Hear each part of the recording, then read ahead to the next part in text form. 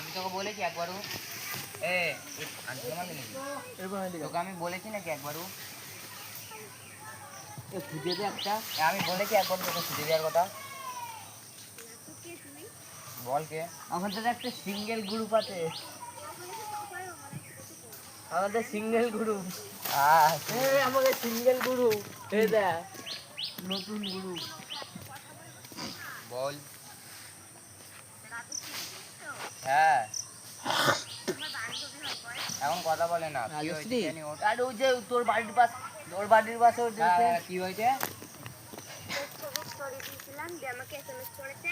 হ্যাঁ রাজশ্রী বলছে যে কি করছিস না বসে দিয়ে বলছে বাবা এটা কে? আমি বলছি দেখতে পাচ্ছিস না দাদা লেখা আছে। বলছে আমি তো কোনো চিনতেই পারিনি।